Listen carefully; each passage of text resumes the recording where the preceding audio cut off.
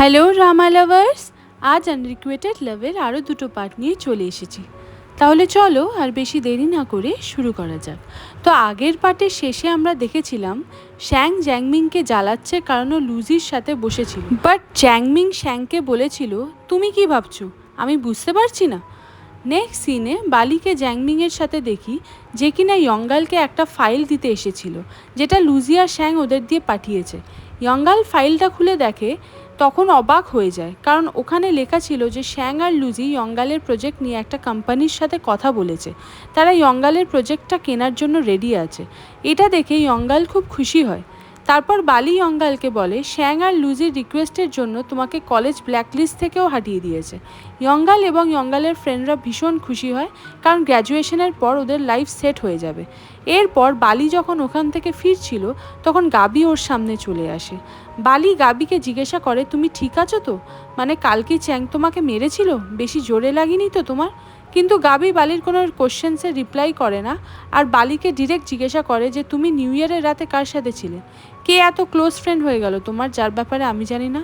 বালি কি বলবে তখন বুঝতে পারছিল না, কারণ বালি ইনভেস্টর ইউহানের কথা এক্ষুনি গাবিকে বলতে পারবে না, তাই কোনো রকম একটা বাহানা বানিয়ে দিয়ে বালি ওখান থেকে চলে যায়।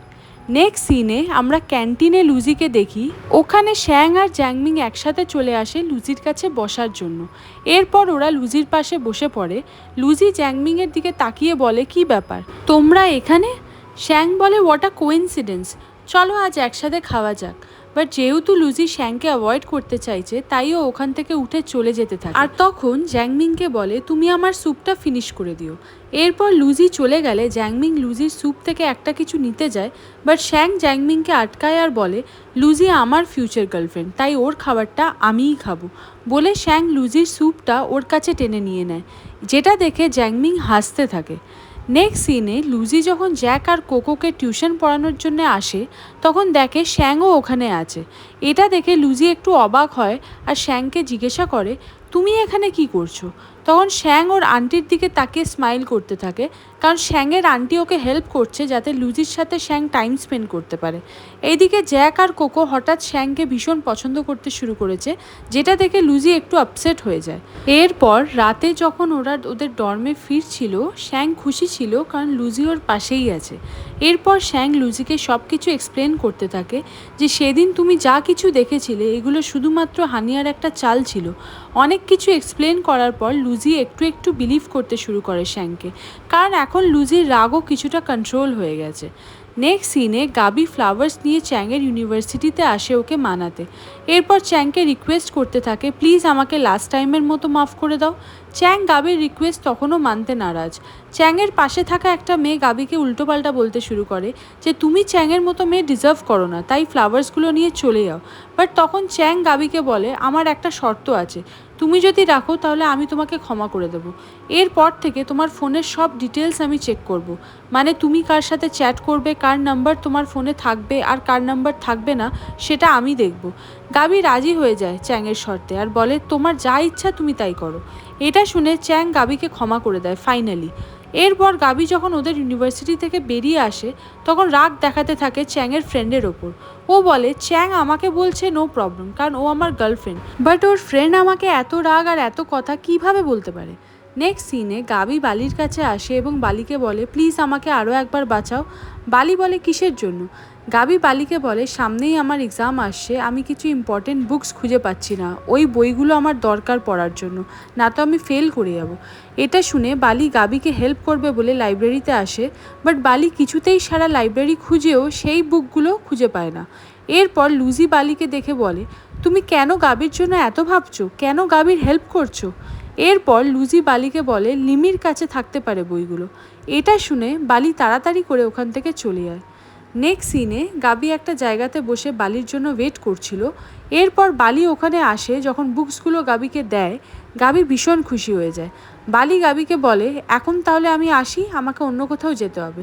বাট গাবি বালিকে আটকায় আর বলে প্লিজ ডিনার করে যাও, আমি তোমার সব ফেভারিট ডিশ অর্ডার করেছি। বালি মানছিল না। তারপর গাবির অনেক রিকোয়েস্টে বসে পড়ে। সব খাবার আসার পর যখন ওরা খেতে যাবে তখন চ্যাংয়ের ভিডিও কল আসে গাবির ফোনে, কারণ চ্যাং দেখতে চায় গাবি কোথায় আর কী করছে। চ্যাং গাবিকে বলে ক্যামেরা ঘুরিয়ে দেখাও আশেপাশে। এরপর বালি টেবিলের নিচে লুকিয়ে পড়ে। বালির অকওয়ার্ড ফিল হচ্ছিল, বাট তখন আর কোনো অপশান ছিল না। এরপর গাবি যখন চ্যাংকে সব জায়গা দেখিয়ে দেয় তখন ফাইনালি চ্যাং কল কাট করে দেয়। এরপর গাবি বালিকে বলে বেরিয়ে এসো। বালি ওর মাথায় একটু চোট পায়, যার জন্য গাবি বালিকে সরি বলে। এরপর বালি ওখান থেকে চলে যেতে চাইছিল, বাট গাবি আবারও বালিকে আটকায়। এরপর ওরা যখন ডিনারের জন্য বসেছিল গাবি বালিকে বলে তুমি ঠিক আছো তো, আর বলো তোমার লাইফ কেমন চলছে। গাবির কথাগুলোর জন্য বালি একটু ইমোশনাল হয়ে পড়ে আর ভাবে ও কী করেই বা বলবে যে গাবির কারণে ও কতটা মেন্টালি ডিস্টার্বড হয়ে আছে। বালি হাজারও চেয়ে গাবিকে ভুলতে পারছে না, যার জন্য কষ্ট পাচ্ছে, আর ও গাবির কষ্টটাও দেখতে পারে না, যার জন্য সবসময় গাবির হেল্প করে দেয়। নেক্সট সিনে আমরা হানিয়াকে দেখি। ও তখন ওর কলেজ ওয়ার্ক করছিল। তখন হানিয়ার কাছে একটা কল আসে। সে হানিয়াকে জানায় যে হানিয়ার জন্য স্পেশাল কিছু খুঁজতে জেরি একটা মাউন্টেনে গেছে, যেটা ভীষণ ডেঞ্জারাস। হানিয়া কলটা পেয়ে শক হয়ে যায়। এরপর হানিয়া রোজকে কল করে সব জানায়। রোজ হানিয়াকে বলে এই হলো একটা প্রথম ছেলে যে তোমাকে ইমপ্রেস করার জন্য কত রিস্ক নিচ্ছে, তাই জেরি ফিরে এলে ওকে অ্যাকসেপ্ট করে নিও আর ইগনোর করো না। হানিয়া রোজের কথা বুঝে যায়, বাট হানিয়ার খুব টেনশন হচ্ছিল জেরির জন্য, কারণ জেরির ফোন সুইচ অফ আছে। নেক্সট ডে শ্যাং যখন রুফটপে আসে তখন ফাইনালি শ্যাং দেখতে পায় লুজির লেখা লাইনটা, যেখানে লেখা যে লুজি শ্যাংকে কতটা পছন্দ করে, বাট সেটা কেউ জানে না। শ্যাং এটা দেখে খুব খুশি হয় আর ভাবে তাহলে সেদিন লুজিই ছিল যে রুফটপে বসে গান করছিল, আর আমার লেখা কোশ্চেনের আনসারটাও লুজি দিয়েছিল। নেক্সট সিনে শ্যাং রোজের সাথে দেখা করতে এসেছে আর রোজকে জিজ্ঞাসা করছে তোমার বা হানিয়ার কাছে কি লুজির ডায়েরিটা আছে। রোজ বলে না, আমাদের কাছে লুজির কোনো ডায়েরি নেই, শুধু ডায়েরির কিছু পেজের ফটোস ছিল। শ্যাং রোজকে বলে তুমি আমাকে এত ইজিলি সব বলে দিচ্ছ কেন, তুমি তো এমন করার মেয়ে না, এখন সত্যি কথাগুলো কেন বলছো। রোজ বলে অ্যাকচুয়ালি আমি বুঝে গেছি ছোট ছোট মিথ্যে লুকিয়ে কোনো লাভ হয় না, বরং ক্ষতি হয় অনেক বেশি, তাই জন্য বলে দিলাম। নেক্সট সিনে লুজি, জ্যাংমিং আর লিনজি যখন লাইব্রেরিতে স্টাডি করছিল তখন শ্যাং এসে লুজির পাশে বসে পড়ে এবং লুজির চেয়ারের ওপর নিজের হাত রাখে। সেটা দেখে জ্যাংমিং শ্যাংয়ের সাথে মজা করে বলে এটা পাবলিক প্লেস, কি ভাবছো নিজেকে। লুজি কিছুক্ষণ স্টাডি করার পর শুয়ে পড়ে এবং ঘুমিয়ে পড়ে। শ্যাং ওর জ্যাকেটটা লুজির গায়ে দিয়ে দেয়। এরপর শ্যাং স্টাডি করতে থাকে। কিছুক্ষণ পর শ্যাংও ঘুমিয়ে পড়ে, তখন লুজি উঠে যায় এবং একভাবে শ্যাংকে দেখতে থাকে। নেক্সট সিনে জ্যাংমিং লিনজির সাথে ছিল। অ্যাকচুয়ালি জ্যাংমিং আজ লিনজিকে বলতে চাইছে যে ওদের ব্রেকআপ করে নেওয়া উচিত, বাট এইদিকে লিনজি যে কিনা জ্যাংমিংকে আস্তে আস্তে ভালোবাসতে শুরু করেছে, লিনজি জ্যাংমিংয়ের কিছু বলার আগেই জ্যাংমিংকে কিস করে দেয়। জ্যাংমিং অবাক হয়ে যায়, তারপর লিনজিকে দূরে সরিয়ে দেয়। লিনজি পড়ে যায় আর বলে তুমি কি পাগল জ্যাংমিং। জ্যাংমিং লিনজিকে সরি বলে ওকে ধরে তোলে আর বলে অ্যাকচুয়ালি এটা আমার ফার্স্ট কিস ছিল, তাই আমি একটু সারপ্রাইজড হয়ে গেছিলাম, হঠাৎ করে হলো বলে। এরপর অনেক সাহস করে জ্যাংমিং লিনজিকে বলে আমি ব্রেকআপ চাই।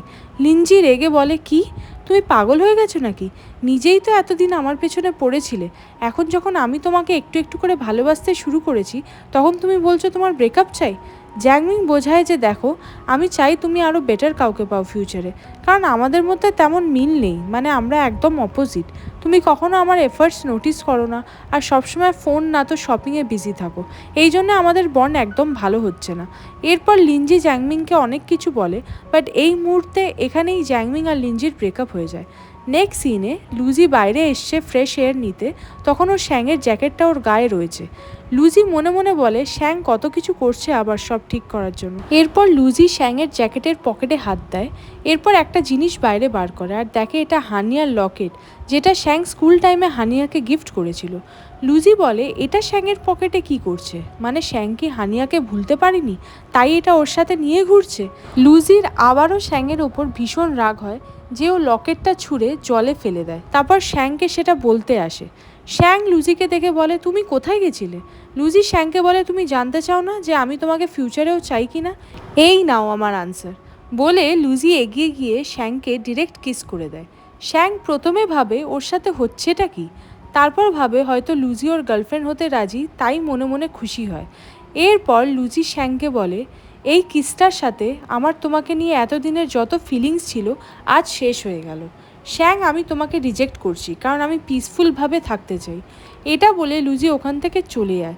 বাট শ্যাং চুপ করে ওখানেই দাঁড়িয়ে আছে আর ভাবছে কি হলো, মানে লুজি আমাকে লিপ কিস করার পর আমাকে রিজেক্ট করে দিল। এরপর শ্যাং রুফটপে গিয়ে বসেছিল আর ভাবছিল লুজি আমাকে এতটা ঘেন্না করতে শুরু করেছে। এরপর শ্যাংয়ের কাছে রুচি আসে এবং ফোন দেখিয়ে বলে, তোমরা কি সত্যি কিস করেছো?